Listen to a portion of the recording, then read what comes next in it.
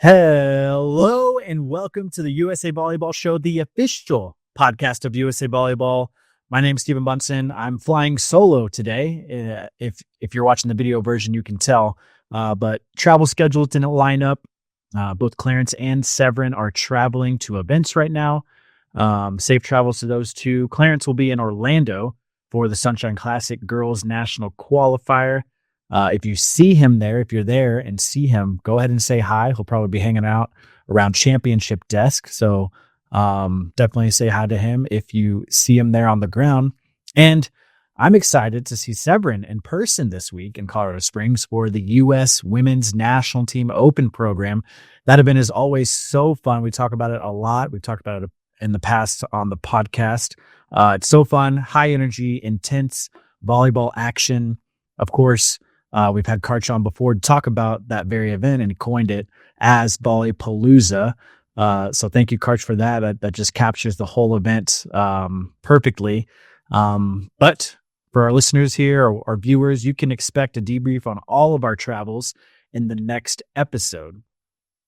But before we get into today's episode, if you haven't listened to episode 114, be sure to download it right now as you're listening to this and then go back to it. Back in December, we had the opportunity to sit down with five-time Olympian Danielle Scott. It's always a joy to talk to Danielle, and we were very lucky to take a few minutes out of her day to chat about her volleyball journey, favorite experiences at the Olympic Games, and of course, learn about her role with League One volleyball and the excitement for the pro volleyball era we're living in right now in the United States. Don't miss that episode. Listen or watch now on all podcast platforms, YouTube and usavolleyball.org. Normally, this would be the time that I would we'd hop over to Severin for the men's college roundup, but you'll just have to wait for the written version that he will put up on the website. Should be available on the website later this week if you're listening to this episode when it releases. So check usavolleyball.org, refresh that page so you can be the first to read that roundup when it gets published. Pro news with Hughes, except not with Hughes, with me. We're heading into week 7 of both Love and Pro Volleyball Federation. That's League One Volleyball and Pro Volleyball Federation. Be sure to check out USA Volleyball social media and our calendar at usavolleyball.org each week for schedule updates. Talking about Love, first, no changes in the standings for League One Volleyball since our last update in the last episode. Love Atlanta is still on top now at 6-1. Last weekend, Love held its inaugural Love Classic, their in-season tournament. Love Houston took the crown after defeating Love Atlanta 3-1 in a very close match, which included that final set and that match going 29-27, of course, in Love Houston's favor. Couple friends of the pod earned all tournament team honors. Micah Hancock was named best setter, and Jordan Thompson was named best opposite and MVP. So congratulations to both of those athletes, and congratulations to Love Houston, and congratulations to League One Volleyball as a whole, just having their inaugural Love Classic in-season tournament. Some shakeup, moving on to PVF, some shakeup in the Pro Volleyball Federation rankings. The Omaha Supernovas are on a good run now, sitting on top after being 5th in our last standings update in the last episode. They won their last 3 matches in a row and only dropped 1 set in that span. The Orlando Valkyries are also on a hot streak right now, winning their last 5 matches to jump from 6th to 3rd now since our last update. Actually, they were the last team to beat the Omaha Supernovas, so funny little crossover there. So it's going to be fun to watch those two teams battle it out for the remainder of the season. Other national team highlight performances: Olympic bronze medalist Taylor Averill is doing big things over in the Italian league with Barrow Volley. He had 12 points on 9 kills, 2 blocks, and 1 ace in his squad's 3-1 win over Padova. Now, moving into today's guest in today's episode, we're continuing our conversations about the pro leagues in the U.S. This time, we're talking Pro Volleyball Federation with Atlanta Vibes Merritt Beason. PVF is gearing up for their All-Star match this weekend, Saturday, February 22nd. We talked to Merritt about being selected as an All-Star and the excitement for the match, her excitement for the match. Of course, we learn about her experience so far in PVF. We look back at her experiences competing with USA on the international stage and so much more in our conversation. So let's get right to it. Here is Merritt. Merritt, thank you so much for taking the time to sit down with us. I know it's a busy week, especially this week for PVF, but we really appreciate you taking some time out of your busy schedule to chat with us. Yeah, of course. Thanks for having me. I guess to kick things off really quick, starting off with just like non-volleyball stuff, do you have any like off the court, non-volleyball hobbies that might be unique to you or things that you just really love doing outside of volleyball? Yeah, I actually got a puppy about probably like 6 months ago. So she's been taking up most of my time. She's like 7 months old. I got her at 1 month. So she was a baby. She's taking a lot of my time, but she's so cute. So we go on walks. We hang out all the time. I like watching Netflix, hanging out with my friends. I love coffee. So I'm always trying new coffee shops, getting coffee, whether it's with friends or by myself, or me and Mila, my dog, are walking to a coffee shop. You can normally find me at a coffee shop. But I don't know. I'm just like doing all sorts of random things with my friends and seeing my family now that I'm a little bit closer home, hanging out with them. But yeah. I think you said the puppy's name, Mila. Is that correct? Yes. Mila. Oh, and what kind of dog is she? She's technically a Pomsky, but she's 75% Husky, so more husky than the Pomeranian then. Yes. That's awesome. Well, good luck with the puppy. I know from past experience, puppies are a lot of work, but so worth it. So worth it. I know it. But you mentioned Netflix too. I'm curious, and maybe our listeners are curious too. Just volleyball players, what are they interested in watching on Netflix or other streaming services? What are your kind of go-to shows right now? Ooh, right now I'm watching NCIS. Me and Marley awesome are roommates on away trips, so we've been on an NCIS kick. My favorite all-time series though is Vampire Diaries. Oh, that's awesome. Okay. I feel like every couple years or so I get into kind of that crime kind of crime junkie shows, and NCIS is in that rotation too, so I feel you there. Yeah, and I share your love of coffee as well. What's your coffee order? Oh, I'm basic, just a nice vanilla latte with oat milk. Keep it simple. I love a fellow oat milk lover too. I love oat milk too. My wife doesn't. She always gives me a lot of flack because she's like, it just tastes like dirt. I'm like, no, it's so good. I love it. That's crazy.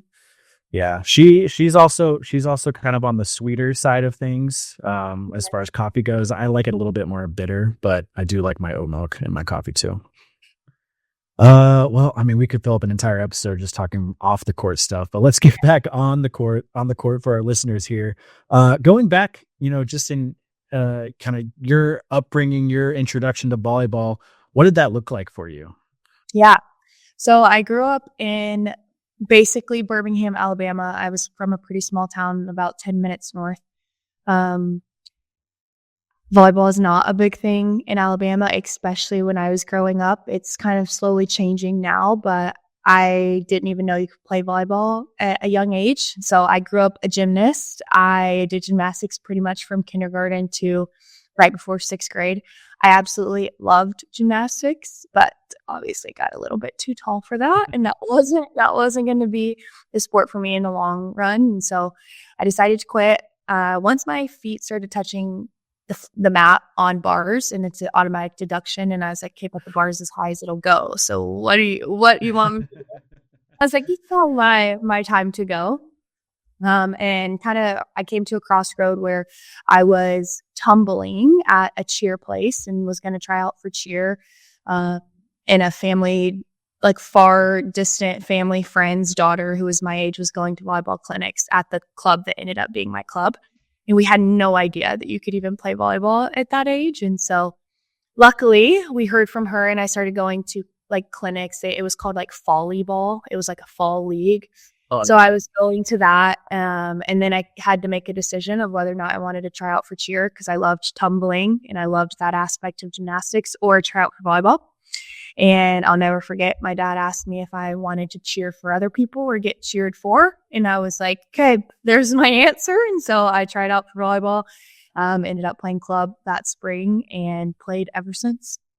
You share a similar story with one of our other past guests, one of our national team athletes on the women's sitting team.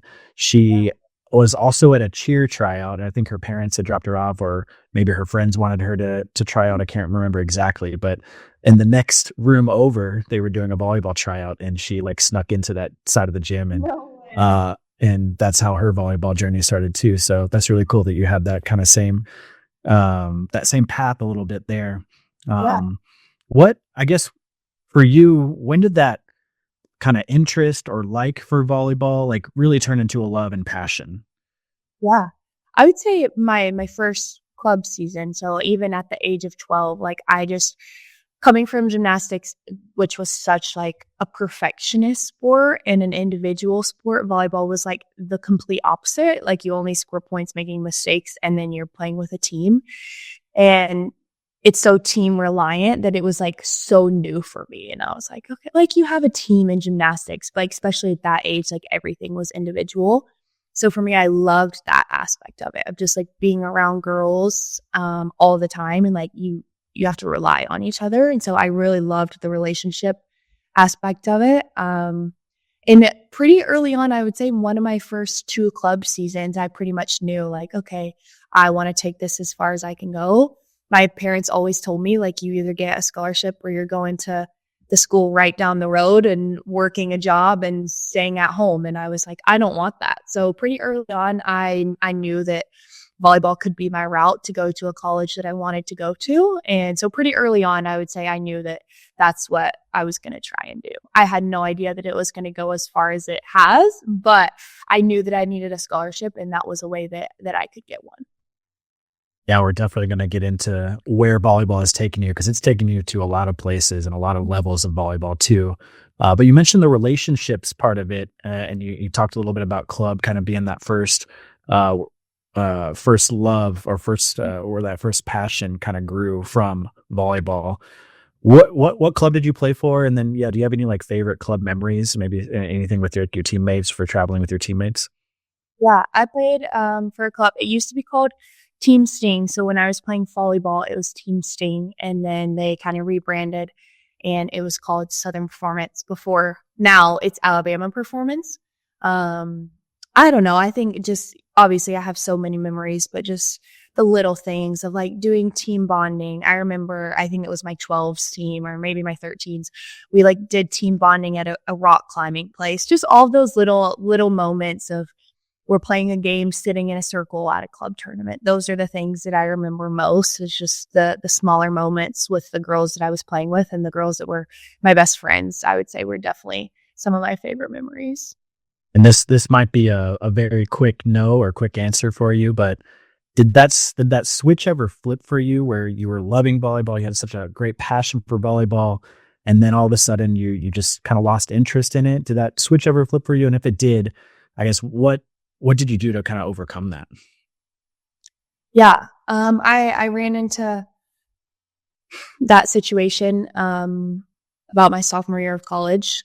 It got to a point where I ended up having to transfer, sadly.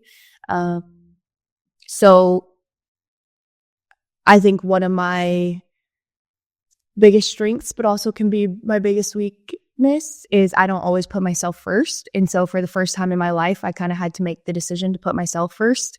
And so for me, I learned a lot about myself in that process of transferring, and ultimately going to Nebraska and having the relationships that I had at Nebraska definitely have helped me get the love for volleyball back again. I'd say my relationship with Coach Cook has been a huge part of that, but I did experience that. I experienced it a lot later than most people do, kind of halfway through my college career, but I have been there before.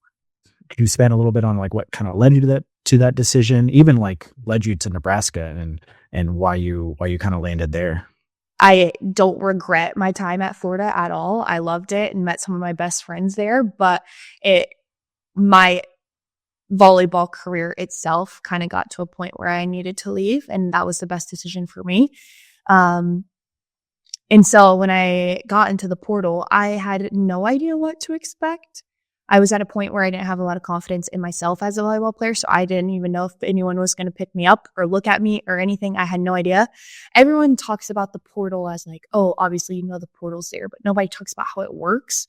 So you just kind of go in blind, and I was like, okay, like we're just going to take it day by day. I have no idea what to expect, no idea what's going to come from this, but it was a crazy week or so. I got into the portal on a Wednesday. Was pretty flooded that day and the Thursday that followed, and had a lot of phone calls and people emailing me and texting me. And then Friday morning, so 2 days after, I was on a flight to Nebraska. And going into the portal, I didn't even think that they were like even remotely an option. They had 2 girls my age playing my position, so it wasn't even like a school that was remotely on my radar. And so I had a phone call with them. They kind of told me like, hey, here's the situation. This spot is open. Like, we need someone to fill it. And so I took a leap of faith, hopped on a flight 2 days later, and ended up loving it. But I ended up having a few more visits lined up. I visited Auburn in Wisconsin, and then I had a like virtual visit with Pitt. And those were kind of my top 4. I knew as soon as I was at Nebraska that that's probably where I was going to go, but I didn't want to cut it off. I wanted to hear the other schools out because you never know. And so I went on the other visits and heard all of those coaches out and talked to the players. And really, I wanted to make sure that I made the right decision. And so I didn't want to cut that short at all. And so then I think it was like that following Friday, the next Friday after I'd finished those visits, I pretty much went on them back to back to back. And I called coach and told him I was going to Nebraska. So I knew pretty early on, but going into the portal, that was not even like remotely a school that I was like, oh, like if they reached out, like I'd really be interested, because I didn't expect it at all. I'm glad you dove into like how the portal works, because that was going to be my next question. Because like you said, everyone talks about it, but no, I didn't know how it works. I don't know if our listeners know how it works. I feel like it's like the cloud, like it's there, but nobody exactly knows how it works. So thank you for diving into your experience through the portal. And you mentioned relationships is what led you to Nebraska a little bit, and going back to where you found your passion for volleyball too. Relationships were a big part of that. And one of those relationships you mentioned, John Cook, and he announced his retirement, just in the off season recently. What have you taken away from your time playing for John Cook, and, what have you taken away that kind of led into your pro career here? Yeah, I learned a ton in my time during Nebraska. I grew so much as a person, as an individual, as a leader, as a volleyball player. I think they treat you like pros while you're there. So like the switch for me was, obviously there's differences and things you have to navigate, but the switch was pretty easy just because of how you're treated like professionals at Nebraska. And so I was very prepared coming into the pro world just because of that. I think for Coach, what my like all-time favorite thing about him is that like even at his age and at his point in his career, he was still willing to adapt and to change. There were so many things that I went to him with of like, okay, I know this is how you've done things for X amount of years, but this team needs X, Y, and Z. And a lot of coaches would sit there and look at me like, hello, like I'm national coach of the year. I'm this. I've coached for so many years, but he was always so willing. Sometimes he was stubborn. Okay.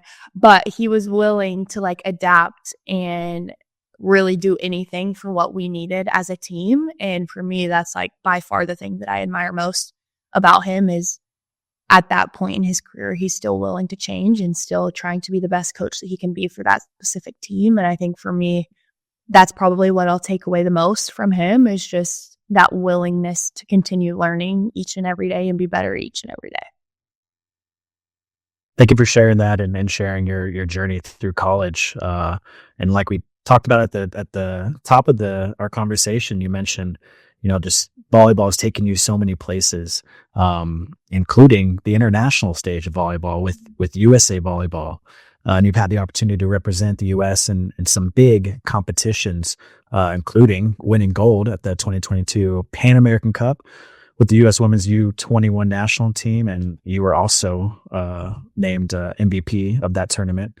Congrats on that. Well, a few years late, but you finally got here today. I can say congrats to you.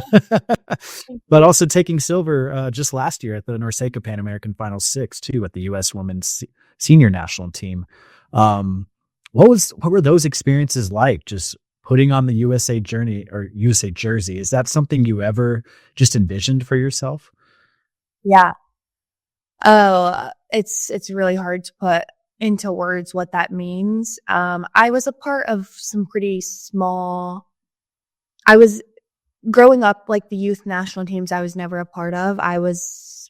I did oh gosh, I don't even know what it was called. I was on like a continental team way back when high performance was a thing. Yep. I never grew up like throughout my high school career being on the youth national teams or the junior national teams. And so that first Pan American Cup games was the first time that I was like truly playing on an international stage and like representing our country overseas. And it was a difficult time in my volleyball career just because where I was at. But I think that was one of the times where I enjoyed volleyball the most. And for me to have been at the like lowest part of my volleyball career and to go and compete with the best girls in the country that were my age and compete and ultimately win gold was like such a cool experience. And I mean, I played with Lexi and Becca that summer, and ultimately they were part of my decision to go to Nebraska. So, I mean, I'm a firm believer of like everything happens for a reason. And I don't think that was a coincidence at all. Looking back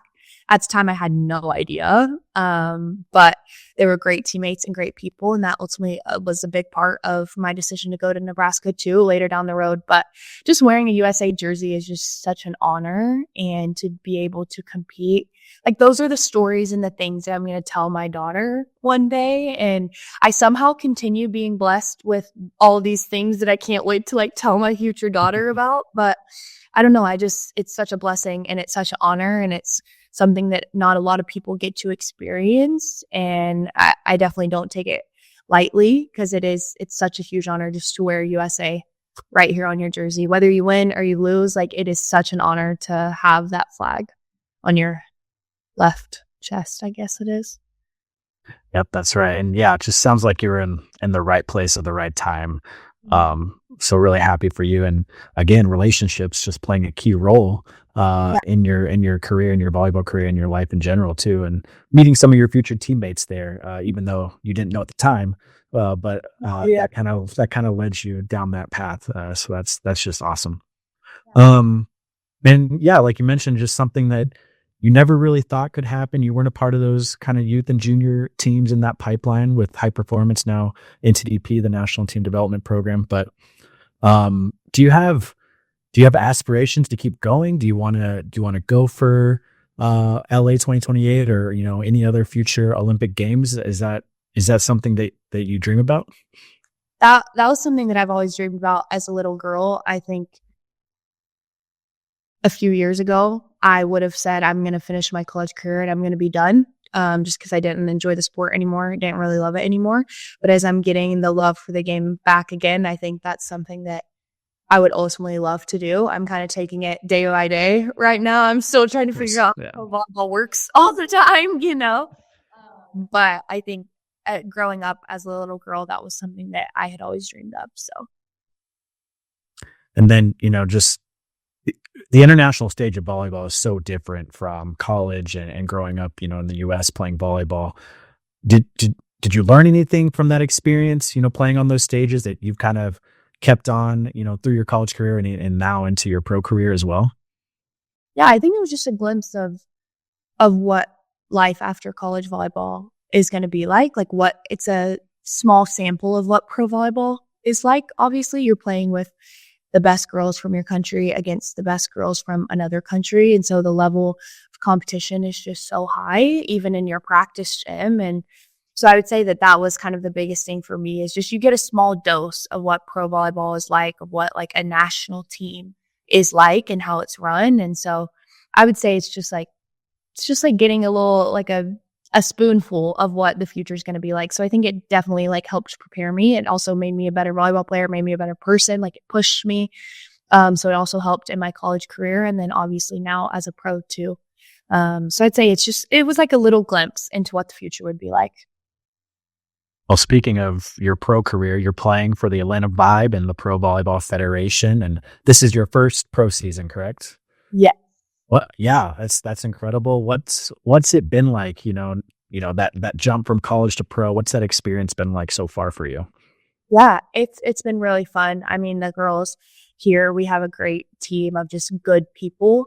And so almost called them upperclassmen, I guess I should say the veterans. The girls who have played pro before and have pro experience have been really welcoming for us and just kind of showing us the way. And this is how it's going to be. We're going to hold you to this standard, So they welcomed us with really open arms and have really showed us the way.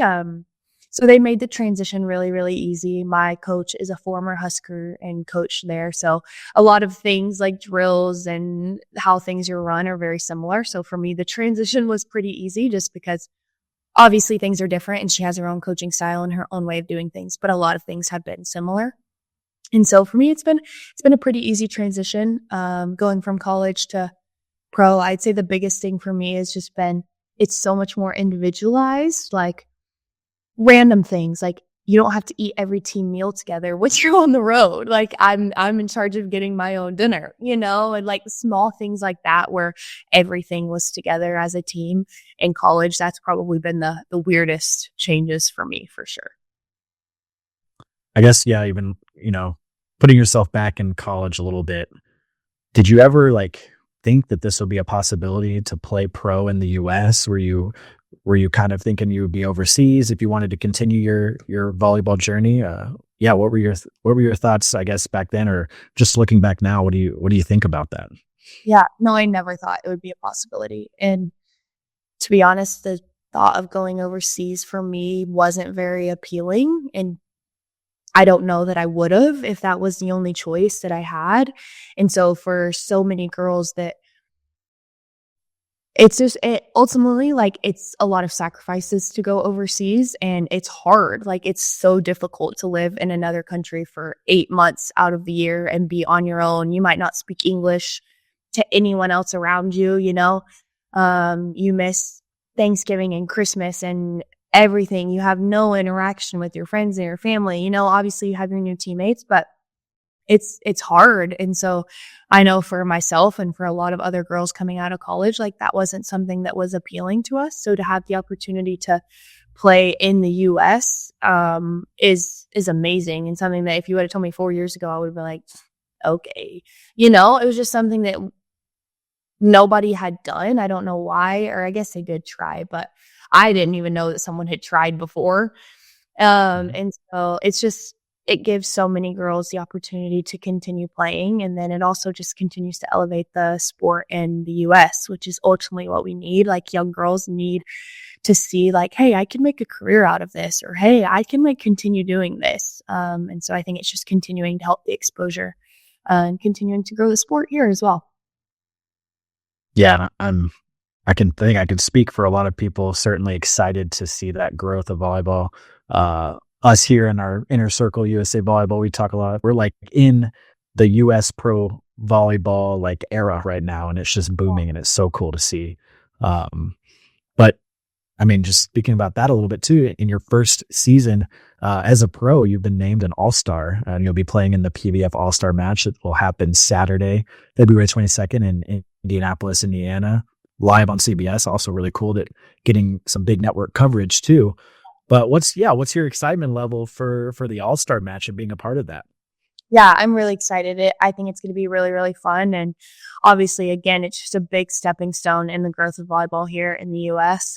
For us to have the ability to play on a national network like CBS is insane and such a huge opportunity. And so I know myself and a lot of the other girls are just really excited to continue showing people that like volleyball is such a cool sport. Like you guys need to watch. Like it's such an exciting, powerful, really, really cool sport and it's entertaining, but a lot of people haven't had the opportunity to see and to watch. And so for us to just be a part of the first ever All-Star game is really, really special, but also to have the opportunity for it to be on a national network is really, really special. And I think, again, it's just another stepping stone in the growth of volleyball. And I hope in a few years down the road, this is like the expectation. But for us to be able to be a part of, as like the first is really, really cool. You mentioned first All-Star game. It's 24 athletes, the best of the best in the league. And it was decided by a combination of fan voting, of coach submission, league review. Just considering all that and all those factors, I guess for you personally, what does that honor mean to you? As we're talking here, reflecting on your whole volleyball journey, what does that honor mean to you? Yeah. I mean, I always hate these questions because I'm like, I don't know how to explain it. Like, it's so hard to put into words, but I just am just like filled with so much gratitude that I even have the opportunity that I have a healthy body to continue playing, Yeah, I don't know. It's hard. I've said it like 400 times, but it's just such an honor to be a part of, honor to be selected. And there's so many firsts that I've been able to experience. And so again, the Lord just keeps blessing me to be a part of all of these stepping stones and these things that are first time occurrences. And so it's hard to put into words clearly, but it's just a blessing. I'm so grateful to be a part of it, and it's an honor. Sorry to hit you with that question, but you answered it perfectly, and that was so good. So thank you for that. I guess, leading up to Saturday, and I don't know if you have any match. I know there's like 4 matches Thursday. You're playing Thursday as well? Thursday and Sunday. Thursday and Sunday. Oh, yeah. So you're playing all 3 days this week for PVF. Awesome. Well, I guess for our listeners and especially the Atlanta Vibe fan base who might be listening to this episode here, do you have any words for them as they kind of gear up to watch you play in the All-Star match this weekend? Yeah, I just think for all volleyball fans and supporters out there, just like thank you for buying into what all these athletes and all these leagues and people are trying to do, and just thank you for the constant support. I know one of my favorite things about the Nebraska fan base and now the Atlanta Vibe fan base that I've been a part of is just everyone truly cares about us as individuals, and I think that's something that's really special in the sport of volleyball right now is people are buying into us as people, not just us as athletes. And I think that's really special. And I don't know that that's how a lot of other sports are. And so I would just say thank you. And you mentioned the Nebraska fan base, and we all know the Huskers, they travel well. Have they made it down to Atlanta Vibe matches yet? Have you seen them out in the crowd?